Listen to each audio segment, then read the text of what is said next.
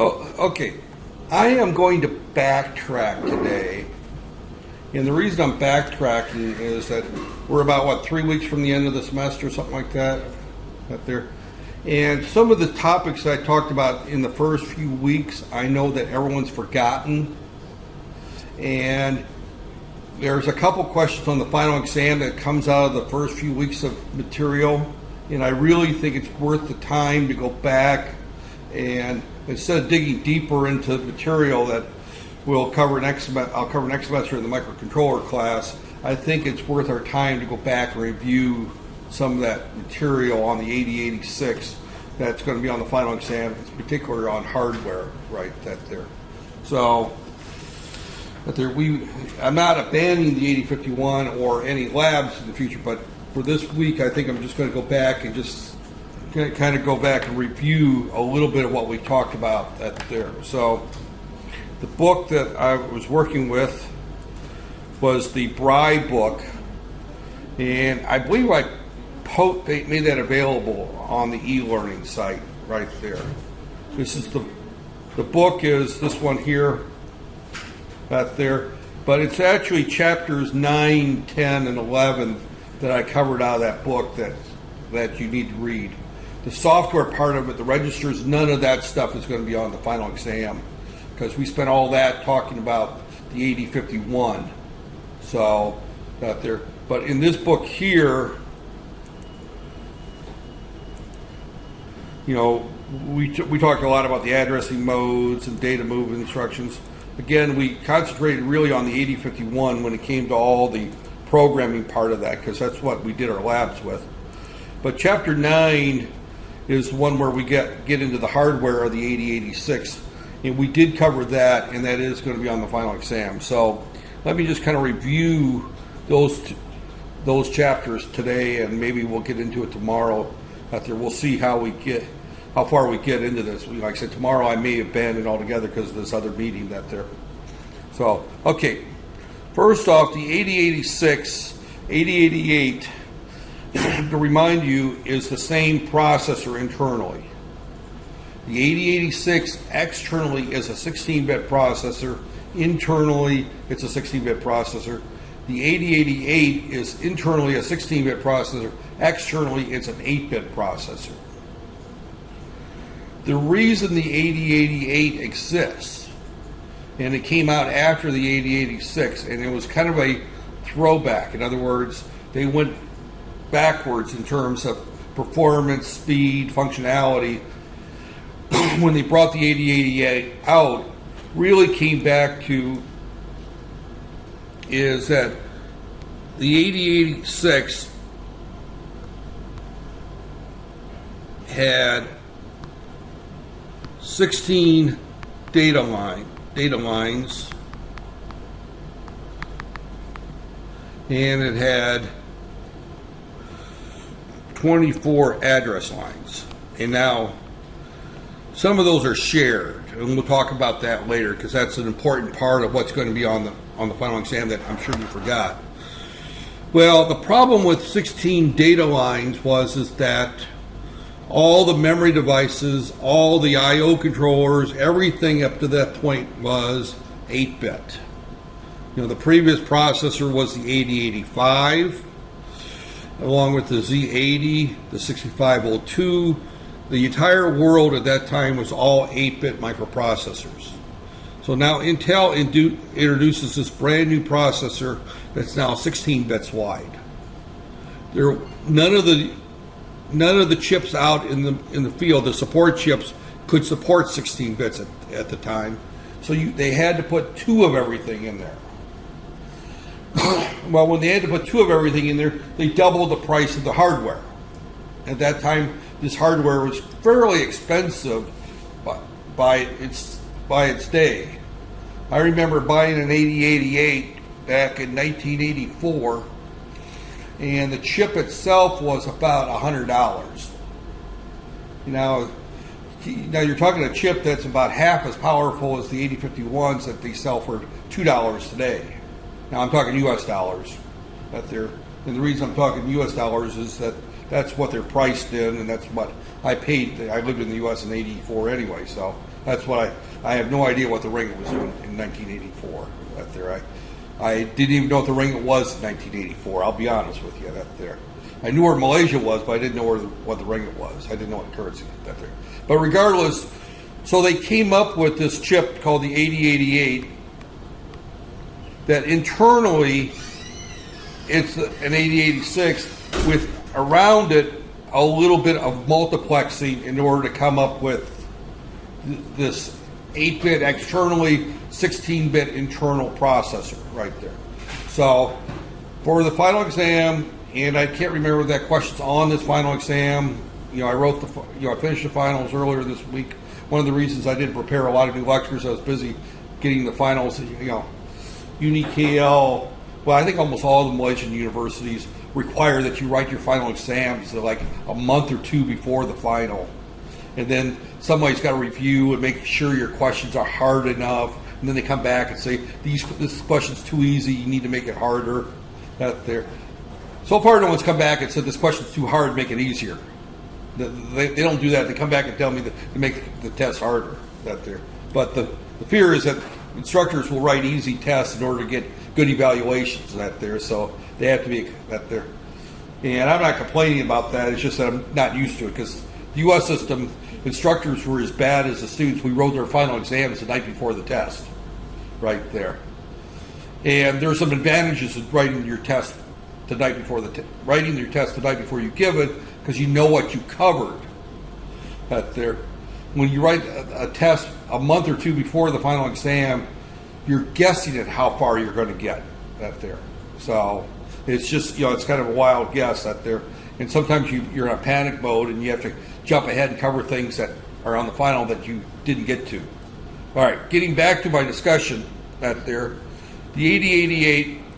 8086 internally are the same processor. Let's forget all this stuff here. Now, what do you need to know? That is the question that everybody asks this time of the semester. What is on the final exam and what do I need to know? Anything beyond that, don't tell me about, right? You don't want to hear about anything that they're...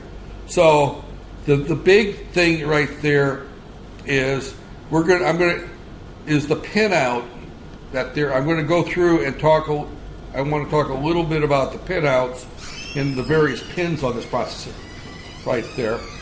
So, figure 9.1, and if this book is not available, that they're right here. Figures 9.1. They show here the 8086 in max and min mode right there. Those are the two modes that operates. I do not ask any questions the difference between max and min mode. Right there. So again, we're talking about these are the pins, and you need to have an idea what these pins are. Right there. And I'll tell you right now that the question will be very simple. Explain the purpose of pins 80 through 87. That's the type of question you're going to see right there. So as we look at the 8086 right here, we've got, and I don't know if I can draw with this right here. I can that there, but we've got here are some pins right here: 80 through 87, and 87 through 8 through 85. Those pins are address lines / data lines. So that there. So you gotta keep that in mind. We also have 4 other pins over here. A16 through A19. I lied to you earlier. I said that the 8086 had 24 data lines. That was the 8286 with the 24 data lines. The 8086 had 20 data line or address lines. So there's 20 address lines right there, A0 through A19, and 16 data lines. So I didn't deliberately lie. I just got my processors mixed up right there. So when we look at between the max and the min mode, you see there's not a lot of difference right here. So first off, pins that you need to know. right there.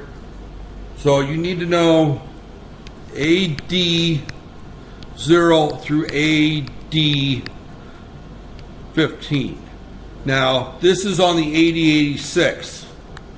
On the 8085, it's AD0 through AD8, or excuse me, AD7.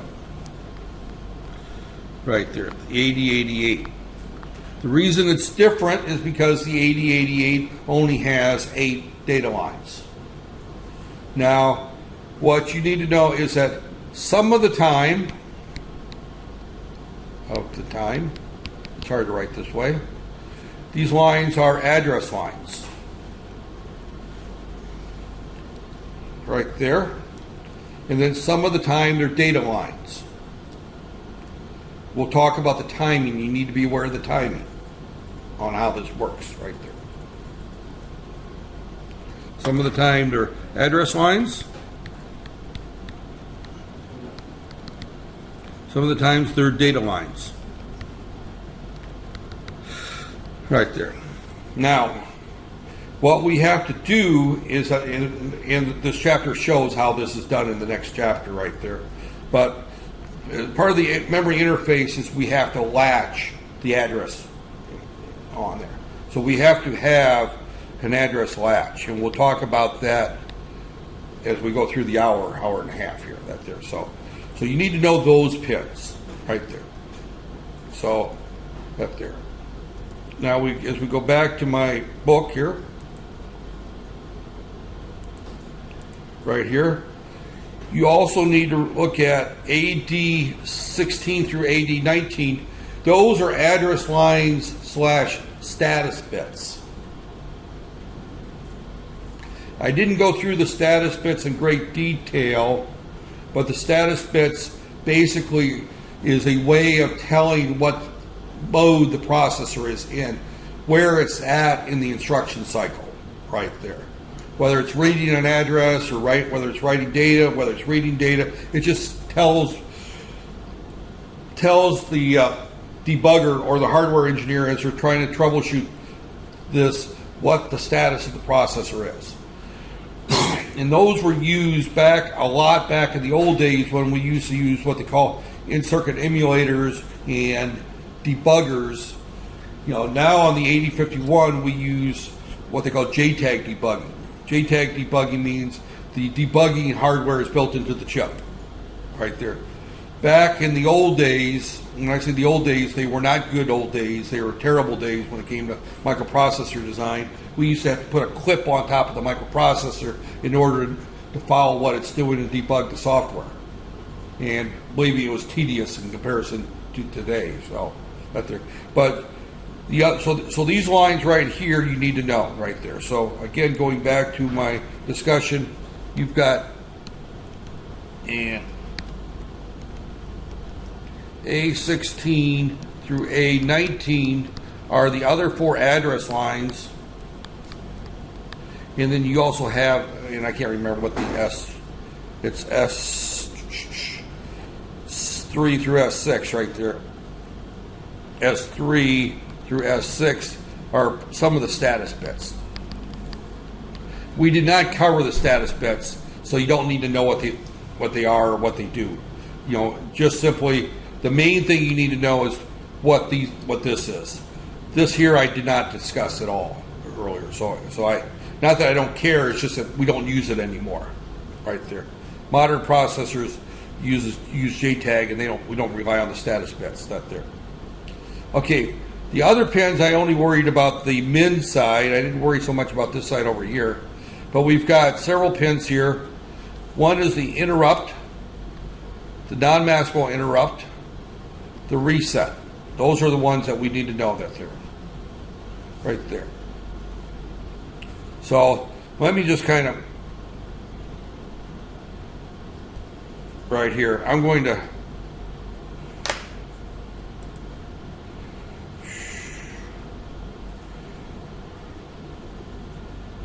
I don't know if this will let me do it now. With the hand tool, there we go. Okay, coming over to here, the pins that you need to know besides those, So we've already determined that you need to know AD0 through AD15, right? Or AD0 through AD7, depending on which processor, right there. You also need to know A16 through A19. In addition, you need to know what the clock is. The clock is simply the clock. We determined that every microprocessor requires a clock right there, and that's what determines the timing in the processor. You know, the 8051 has an internal clock, so we don't necessarily use that clock. But when we look at the 8086, it did not have an internal clock, so you had to drive it with a clock separately outside. We also have the interrupt request line right there. That's an interrupt request line. We also have the non-maskable interrupt request line. Now, the interrupt request, we did not go through the timing on that with the 8086, 8051, 8086, 8088 that there, because that one worked differently than the 8051's interrupt, and I didn't want to confuse you, but just kind of a offshoot. On the 8086, when you did an interrupt request, there was the processor would come back and they would have with that right here the interrupt acknowledge line right there. You see this little line right here, interrupt acknowledge. That basically, there's an interrupt request, the processor acknowledges it, and then the interrupting device would put what interrupt number is on the data bus right there. So the processor would query the interrupt handler.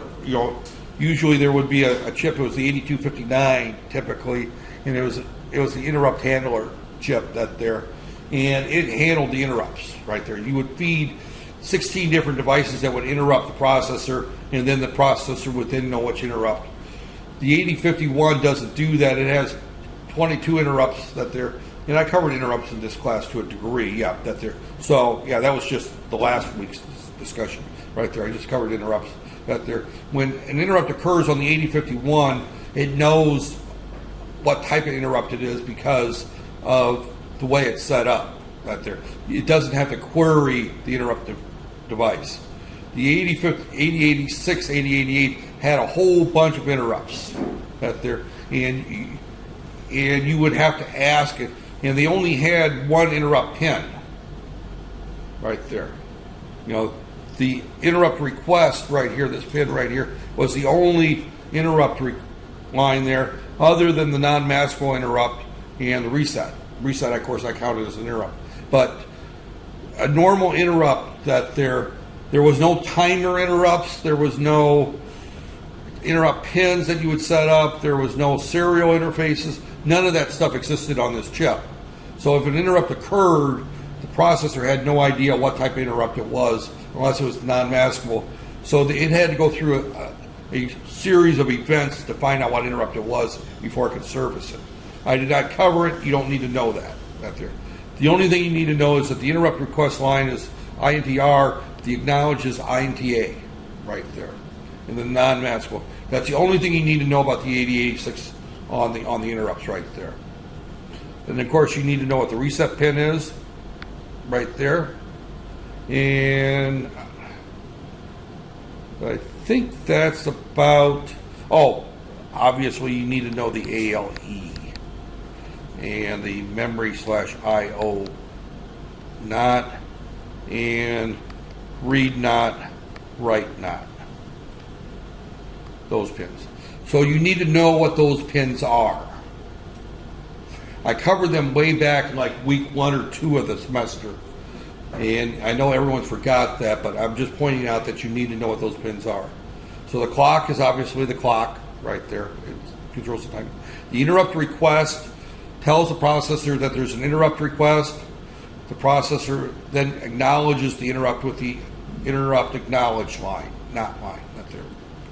The non-maskable interrupt is an interrupt. It's requested an interrupt. It's the highest level interrupt, and it can't be masked right there. So the reset resets the processor. Now, there's also a reset out. This one doesn't show it here that there, but quite often there's also a reset out that there. So don't worry about that. But the reset, you know what the reset does, right? It takes you back to address 000 and starts executing code right there. The other line is the address latch enable. I'll talk about that when I talk about the memory interface. That's part of that memory up there, the memory interface. The IO slash the memory slash IO NOT. The 8086, 8088 did not have ports on it. Right there, if you notice that there is no port 1, port 2, port 0. If you wanted to put ports onto it, you had to add another chip. The 8255 was typically used as the add-on chip for memory, for I/O. If you wanted to add a keypad or a display or something like that, you would have to add that on. That was not part of the processor. You know, we get a little spoiled when we deal with the 8051 because all that stuff's built into the processor. When we talk about the 8086, that stuff's not built in. That's there. When we talk to the A7, that's not built in. You have to add all that stuff on. If you want a port, you have to add a port I/O chip right there. So we have to have the pins to interface to that there. So memory slash I/O NOT is at the, if we want to write something to an output port, it's a similar timing as the writing to memory. If we want to read an input port, it's similar to reading memory. The only difference is that if we're talking to memory, this line is high. If we're talking to an output port, this line is low. So this pin is used to determine whether or not it's a memory operation or an input-output operation, right there. So, and then we have two other pins here, read not and write not. Some processors combine those. Matter of fact, the 8086 combines them in the max mode. If you look at this here, there's not a write not line, there's only a read not line. So the assumption is if it's not a read operation, it's a write not. So sometimes you'll see this line combined into a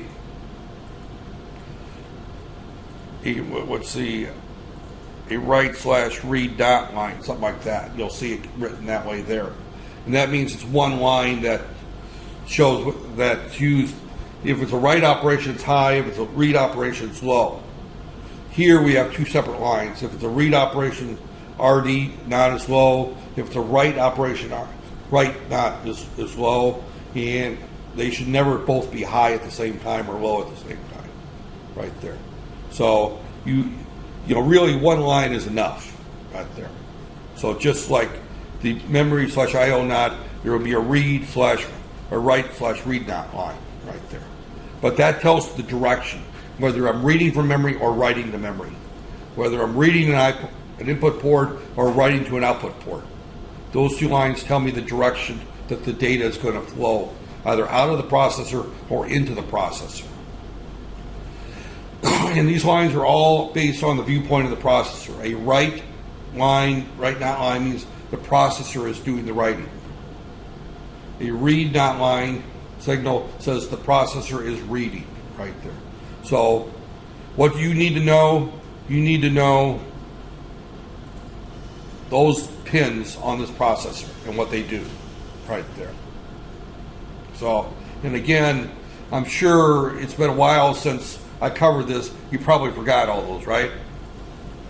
And if I didn't come back and spend an hour or so reviewing them, there's no way you're going to get them right on the final exam right there. Okay. So that's the input-output pins on this processor right here. And by the way, everything that's all described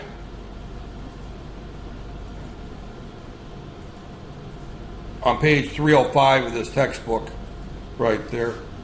If this textbook is not on e-learning, let me know and I'll give someone a copy of it that they're on their thumb drive and they can pass it around up there. Okay. Now we get into a little bit of the details. I did not really cover in great detail all the everything here, and I'm not going to redo it again right there. These are all the pins. This goes through all the, but there, you know, I talked a little bit about the fact that there's no clock built in the processor right there. You know, so you would have the 8284 clock generator. And trust me, back in the days that we used to design these things by hand, you know, engineers where we would design these, almost everybody that used 8086s knew all these chips like the back of their hand. You know, you hear me quote 8255s, 8259s, 8284s. You hear me say 82XX, 82XX. That's because I've used these chips many, many times back in those days out there. So, and you just knew if you wanted an I/O port, you had to use an 8255. If you wanted an interrupt, you had to have an 8259. If you had a serial port, actually serial ports we didn't use Intel chips. We used the Maxim chips out there. So, but every circuit had to have a clock generator. That was just part of the core system. An 8086 system always had about 5 chips as part of its core on any of the motherboard, and one of those chips was the 8284 clock generator right there. And this goes through it in great detail. Again, I did not cover the 8284 simply because it's been eliminated by the modern generation processors. Right there. Okay, this slide right here is an important slide, and I've been known to take this slide right out of this textbook using my little scan tool. I got this nice little tool right here that I click on that, and lo and behold, I got my drawing for my test question right there. So I've been known to steal this drawing right there, right there, and it's a very powerful drawing right here in the fact that this shows how you demux the address lines and the data lines right there. So this particular page right here is one that you should up there. And what you see on this particular page, this is an 8088 right there.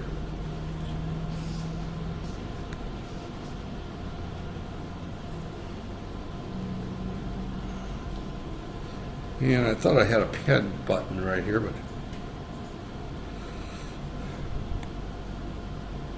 yeah.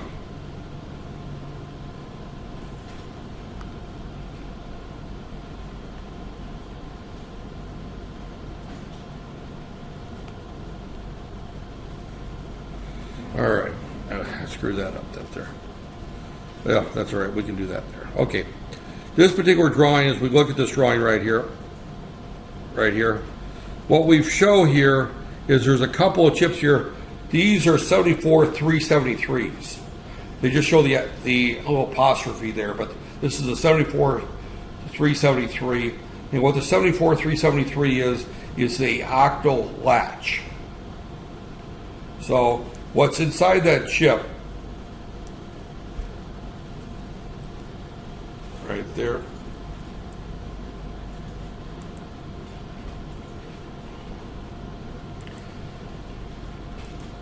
what's inside that chip is basically a buffer, and this is a latch pin right here. Now you should have remember this from your basic digital, but you probably forgot that. But as long as this is high, whatever is here is transmitted to here, right there. If this goes low, right here, then whatever was last here is then latched on. So it just simply latches it. It just remembers it. It's like taking a picture of it right there. So I have 8 lines, 1, 1, 0, 1, 1, 0, 0, 1, 0 right there. And I take the signal high, I take it low. These are latched on to the output 1, 0, 1, 1, 0, 0, 1, 0. And I can now change this, and these are still there. So that's called a latch. And a latch, all it does is just takes a snapshot and keeps it there. And that's what is being done. And how did I get this in this weird mode right here?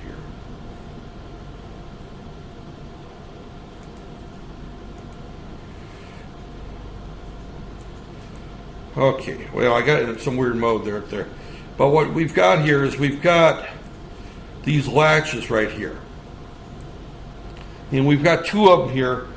One, remember that we've got this A19 through A16, and they go through this, they're also multiplexed with the status bits. When we say that it's multiplex, means that they're time shared. Some of the time it's the status bits, some of the times it's the address bits. Just like down here, we've got A0 through A7 right there. Those are also shared. Part of the time they're the address bits, part of the time they're the data bits right there. Then we also have here our control bus, IO/memory not, read not, write not right there. So what we do is we have this one signal right here, and it's called the address latch enable. That hopefully you can remember that term before the final exam. That gives you a big hint what it does. Is that goes into the latch pin of these two latches right there. If this was a 8086, then there would be one more octal latch, as shown here, actually, right there, where, again, I'm still latching with a 4-bit latch. I'm using only 4 bits of this 373, but I'm having to use two 74 373s to latch all 16 address and data lines right there. So you need to know how this process works right there. Right there. That's why I'm saying these two slides, and again, this slide right here and this slide here is actually the same information, only for two different chips. Right there. The only difference is this one now has another 8-bit latch right here for the upper 8 bits of the address bus. Right there. This one doesn't need that because these 8 lines are not multiplexed on the 8088 right there. So all this text that there, but you basically just need to know what those two pages do right there. Now they also show that we can put buffers on the ones that are not used right there. You don't necessarily need the buffers right there. Right there. All they're showing here is that we have these 244s. These are 74 244s, and all those are just simply buffers right there. And those are to protect the processor in case there's noise on the line or that there. And if it's a large motherboard, you might put that on there near that there. But the buffers aren't necessarily needed right there unless you have problems with your hardware design right there. So that there. The bus timing. This is the basic timing that goes on. There's 4 clock cycles for one read or write up there, and what they're showing that this is a read cycle.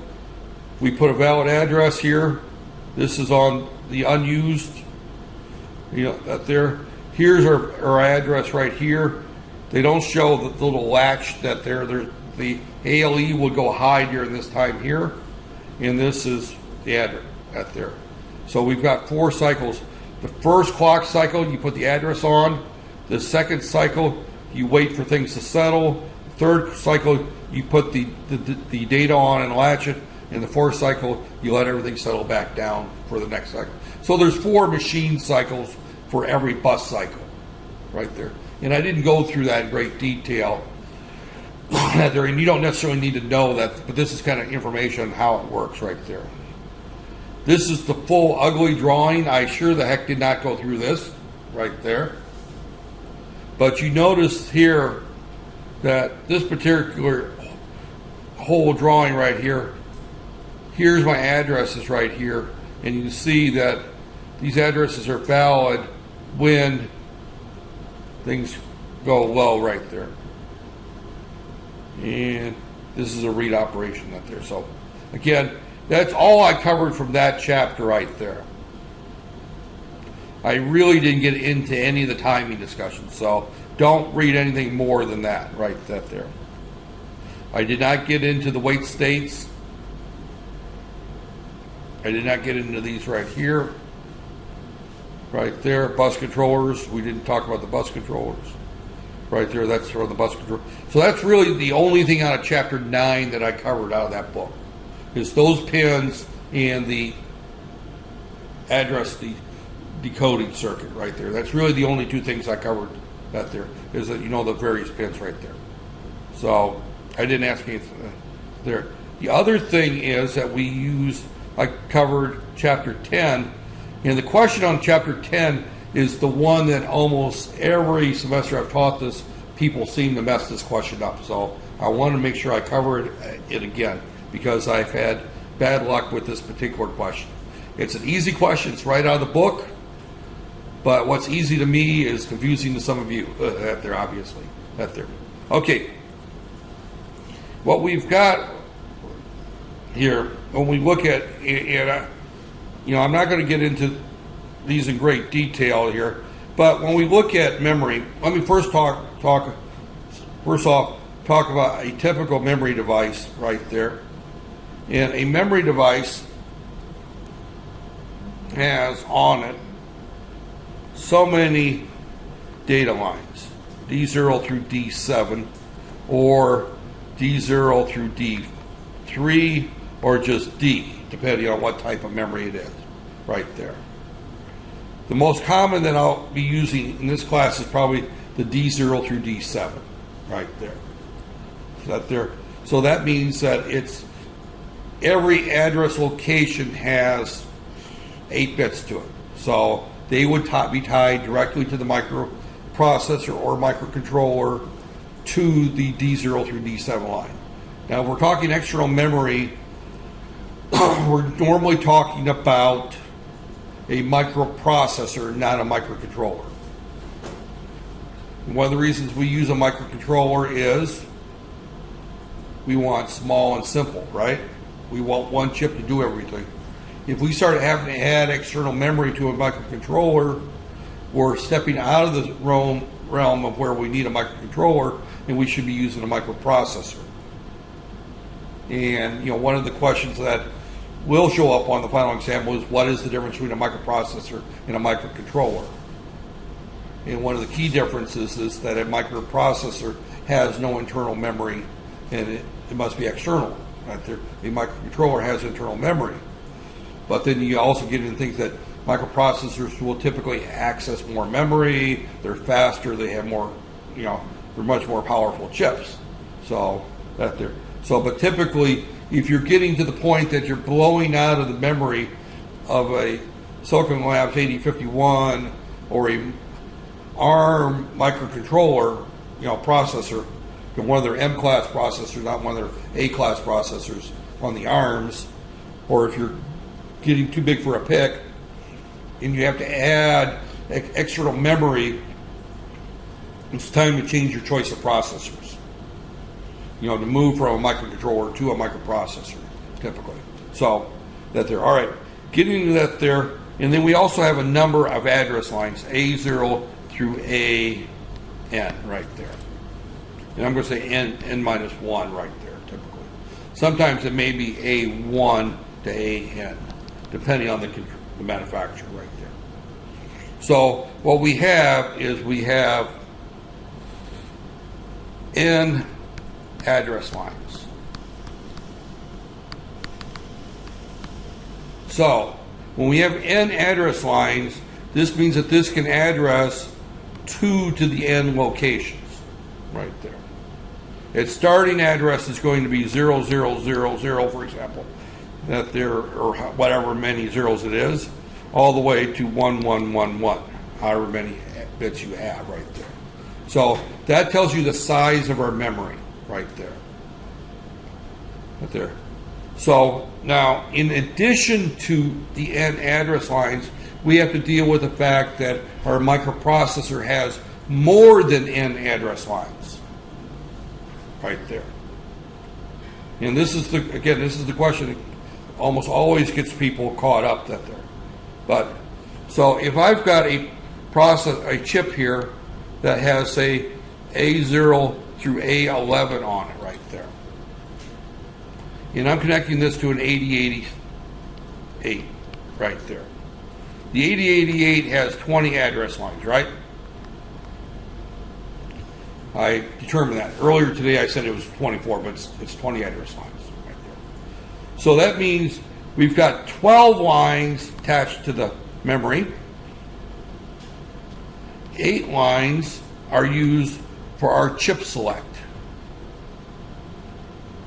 Right there. So whenever we have memory in a system, we have to select whether we're using the right memory device right there. And part of the hardware design process is designing our memory interface right there. And that's a big part of it right there.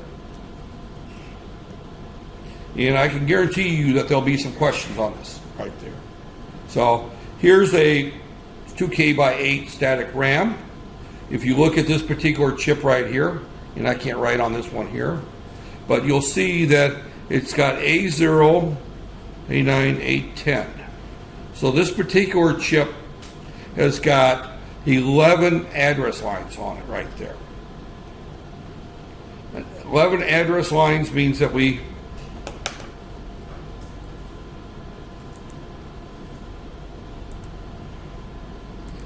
right there, 2 raised to the 11th is 2048. That's 2K right there. So it's also got DQ1 through DQ8. Those are the data in, data out. Those are the data lines right there. We also have, I'm going to this, an output enable, a chip select, and a write enable right there. So we've got all these pins have to be hooked up to the processor right there in a certain way. Now the chip enable is tied to our other 8 address lines through a address decoding circuit that you have to design, or I don't think I make you design it in the class. I think I make you interpret it. That there, in other words, but you have to look at the design and tell me where the addresses are of various chips right there. And I may have to ask you to modify it or something like that. But again, right there. So, but this is the normal way that we look at memory chips right there. So, right there. So dynamic RAM is usually different. I did not get into great detail any of the timing right here. This again, this shows a 32K by 8 static RAM. Again, we look at this right here. We've got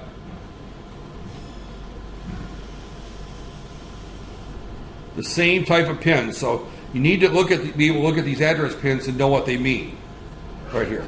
So we've got A0 through A15, or I mean A14. So that means there's 15 address lines, right? 2 to the 15 comes out to be 32,000 and something right there. And you just run that through your calculator. It's 2 to however many lines there are. A0 through A15 or A14. A0 through A14 is 15 address lines. 15 address lines. 2 raised to the 15 is 32,768, or as they would say here, this is 32K right there. Again, here they call their data lines IO 0 through IO7. That's just one of the problems with the microprocessor world, is that people are not standard in naming things. You know, the previous chip by Texas Instruments called it DQ. If you're dealing with an Intel chip, it would just be D. And here, I don't know which company this is. Right there. So this is also right there. The next one is a 64K by 4 dynamic RAM. Now this one's a little different because this is back TMS. That's a Texas Instruments. That's back to DQ. Right there. Now the dynamic RAM. I did not spend a lot of time talking about the difference between dynamic RAM and static RAM, other than dynamic RAM needs to be refreshed. So there's some additional pins on there for the strobe and the refresh cycles. You've got your column and your row address strobes. Those are to refresh your memory right there. Okay. Now getting back into what you need to know, you don't need to know any of this stuff here, is you need to know section 10.2. 10.2 is address decoding, right there. And an address decoder you can basically is used to place a chip at a particular location in memory, right there. So when we look at our 8051 or our 8086, it can address 1 meg of memory right there. And it starts down here at 00000, and I put 500 because there's 20 bits right there, all the way up to F right there. Right there. And we're going to locate some memory here. Right there. Other memory here. Other memory here. Right there. And this is a particular IC. IC0. This is IC2. This is IC1. This is IC3. Whatever. You know, I mean, these are different chips. Different memory chips. So we have to look at this address range and select that chip for that address range right there. And that's what this discussion gets into, is in this particular case, we're looking here at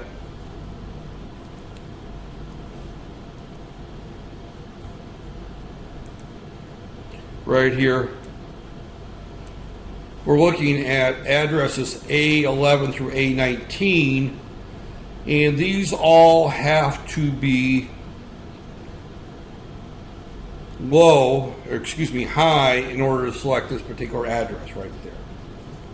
And the same thing as the I/O memory NOT has to be low. This is an AND. Well, this is AND, so if anything, yeah, it's got to be high. Yeah, everything's got to be high.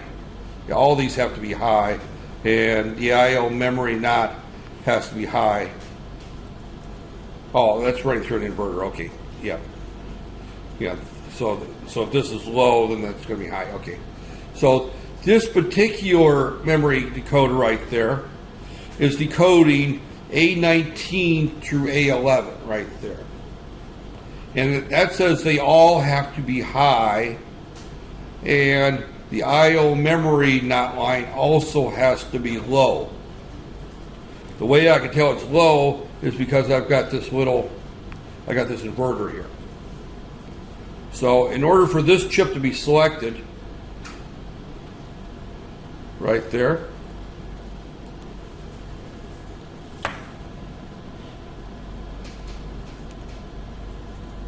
right there,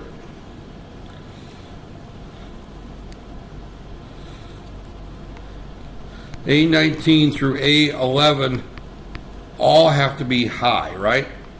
Is what I said right there. That goes back to the circuit right here. All these right here are tied to this NAND gate right there. If any of these 8 lines are low, the output of this NAND gate is going to be a high. They all have to be high in order for the output of the NAND gate to be low. And that's tied to our chip enable or our chip select right there. Right here. It's tied to that chip select of that memory chip. See, and that's the key thing you have to look at there, is that those all have to be high in order for that chip to be selected. Right there.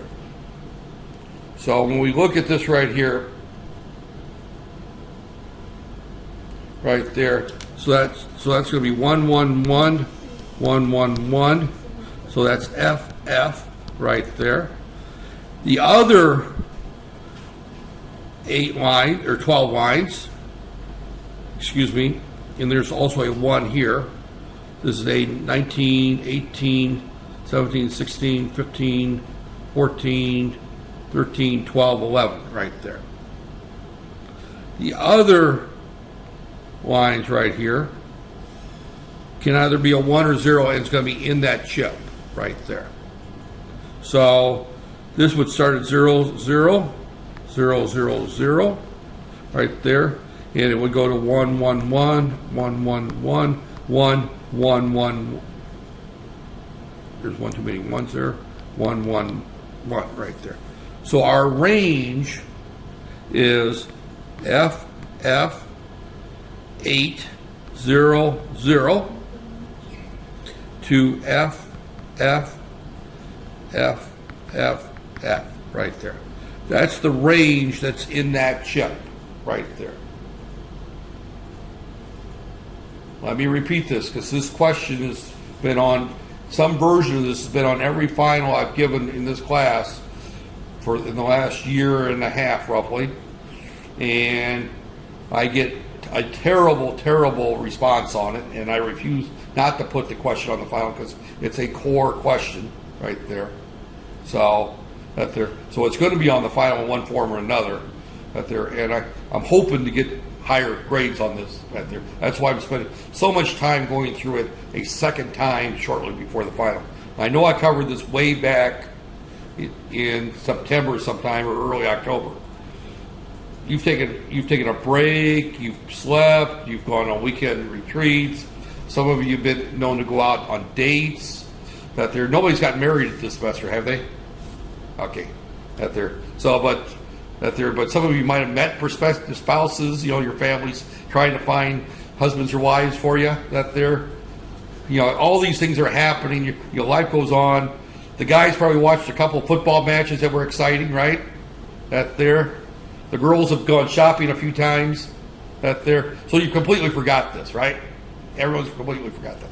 So let me just go back through this again, and I'm just going to give a different example of this right here. Right there. I'm not going to use the same one, but let's say I've got that particular one had this great big NAND gate there. And this went to this chip here, and it went chip enable not right there. And it went through A19, A18, A17, A16, A15, A14, A13, A12, A11 right there, okay? And then we also had another one for IO / memory not, and that went through an inverter right here. And I'm just going to show it going to one of these right there. And is this thing, I thought my battery's going low. Okay, I didn't charge it much. It still says I got 45 minutes, so I'm okay. Right there. All right. Now, if I tie all these to this directly, that was my one. Well, say I put an inverter here on A14. And everything else is tied to that there. See, that changes the problem. This is where I get everybody confused here. I just changed the problem now. So now, again, it's the same situation here, is that I've got 1, 2, 3, 4, 5, 6, 7, 8, 9 lines going into my memory decoder, right? 9 lines. It's just going through a simple NAND gate. Now, tomorrow we'll probably get into a little bit more advanced one that's there, but we'll just look at this right here. We go into a simple NAND gate decoder right there. They all have to be high, but in this case I changed the rules and I said A14 has to be low. I changed the circuit because now I want to select a different chip right there. The previous one I selected a chip that started with at FF8 and went up from there to FFFFF. In this particular case, I'm going to select a different chip right there. So my address has got to be, again, I'm going to write these down 1 bit at a time. That's the easiest way to solve this problem. We start with A19, and that's got to be a 1. 18's got to be a 1. 17's got to be a 1. 16's got to be a 1. 15's got to be a 1. This has got to be a 0 right there. A14's got to be a 0. And the way I know it's a 0 is I put an AND gate there. So 13's a 1, 12's a 1, and 11's a 1 right there. So the other bits right there are don't cares right there. So we've got 1, 2, 3, 4. Those are, when I put the X there, those bits are internal to the chip. Those are brought to the chip A0 through A10 right there. Those are brought to the chip. So there's 11 bits in the chip, so this particular chip two raised to the 11. This is a 2K chip. So it's got a 2K range right there. So this is so the range of memory that's in this chip is going to be 1. And I think this thing is finally, I've had this about almost 2 years, so it's maybe the pin's dying. I haven't replaced the pin. I've replaced the battery a couple times, but I think I was reading an article the other day. Apple says the expected life of one of their phones is 3 years, so they expect people to replace their Apple phones every 3 years, so that's what they built them to last. So that's probably the same thing with laptops out there. So okay, going back to my discussion here. So our range is 111, 1011, and we start off with 000, 000, 000, 000, and we go to 111, 1011, 111. Anything that's in the chip, you start off with zeros here and you put ones in there. Those are only for the bits that are tied to the chip, and that's only here A10 through A0 right there. Anything here A19 to A11 you can't change because the address decoder forces it to look at that particular chip up there. So when we look at that, our range is F1011 looks like it's 10, 11, that's going to be B, right? Right? 1011, I'm just drawing a blank here.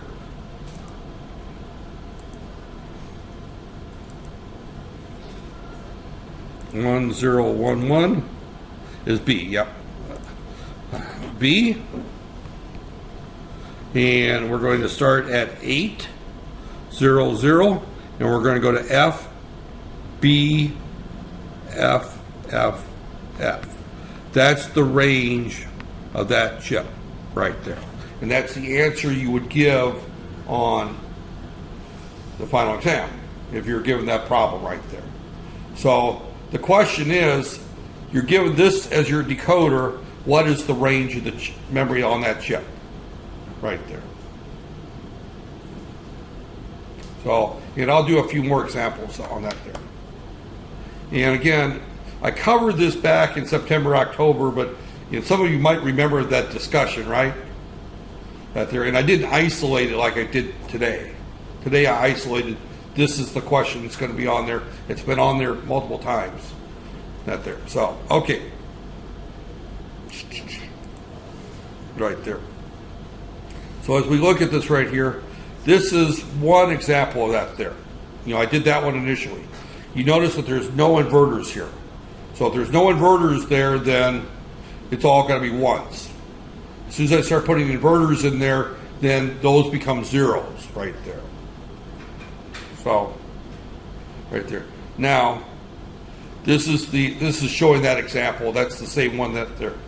Now, more commonly, and this makes things a little bit more interesting, is that we use a 74138.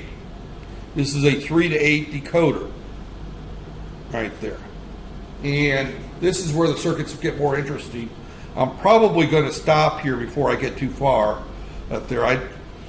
Not that I can't go on, it's just that I don't want to confuse you with this one versus the NAND decoder up there. We'll come back and we'll talk about this one tomorrow, assuming that my meeting doesn't drag out and it's real important. But a decoder here, basically I've got 3 inputs here. We've got enables to select which decoder. And these circuits can get quite messy. And these are the ones I normally catch people on. The NAND gate one, I don't catch people. It's this one, these circuits here are the ones I'm going to catch people on right there. Because here we're looking at a circuit, and right here, and I've been known, actually one of my final exams, I actually copied this right out of the book out there, and I blocked off this here. I just put white marks over it, and I asked what is the memory range of this chip right here, right there. So, but this particular one here, and you'll notice that I've got all 3 of these have got to be high, and this one's got to be high in order for this chip to be selected. So I need to go through and explain this chip. This is the one that I always get people on. This chip right here, this circuit right here. And we can get much messier. Right here, this is the 2-way. No, that one I don't get into. Right here. Right there. See, again, this is getting into the two-way. Again, sample memory circuit. And I could put this circuit on here and ask what the memory range is of the top and bottom's chip. That there. So this example here is another one. So as we look here, I've got this example to go through right there. Again, it's very much the same thing that I just did earlier with the NAND gate, but we have to look at this chip. Or we can do this one here. This is a similar circuit. This is a 2 to 1 mux right there, or 2 to 4 address decoder right there. So we don't get into that circuit right there. That one, that there. It actually stops, really, my discussion for the final exam will stop with this circuit here. It's just those 3 circuits you need to be able to interpret right there. Right there. This is the same type of circuit right there. I'll go through this example tomorrow. Again, similar type circuit right there. Right there. So again, this is going through. Now, yeah, this one could very well, this one here. Again, you can see that one I don't cover. But these 3 or 4 circuits I need to cover tomorrow, right there, and how they work. They all work very similar to what I just did. You look at these, they're mind-boggling, but once you look at how this decoder works, this is a standard 138. Once you look at how that works, and the fact that I tie A15, 17 that there, and I tie A18, 19 that there, you'll start seeing, you have to look at the circuit and see what these address lines have to be to bring this line low here, this chip that there. So we have to go through it and analyze these circuits backwards, right there. If we're designing it, we would go the other way. I don't believe, I'll double check, but I don't believe I have any design circuits of that there. I only have analysis right there, where you have to analyze that there. But as you can see, you got one circuit that looks like this right here. You got another circuit that looks like this right here. Now this one here uses a gal, I won't have that one on there. But I've got this circuit right here, right there, and I've got this circuit. So it looks like I got about 3 circuits I need to go through tomorrow and explain how you would analyze those. They all use the same technique. That one, this one I skipped because that uses a programmable device and we don't know how that's programmed right there. And then this one here is one that I would use right there. And this is one that I could use right there. So it looks like there's 4 different ones. That one I won't use. That I won't use. The error correction I won't get into. Error correction. Yeah, it's just, yeah, see, again, this is bank decoders, low and high banks that there. This is, I won't get into that. We didn't get into banking information up there. So, but again, this circuit here is one that could, up there. So, memory interface that contains 64K right there, and a EEPROM and a static RAM. Now, this particular one actually, these are all banked the same. There's 8 static RAMs by 1. So these all have the same chip selects right there. So this is much easier to look at than that there. And where's our 64K EEPROM? There it is. Here's our.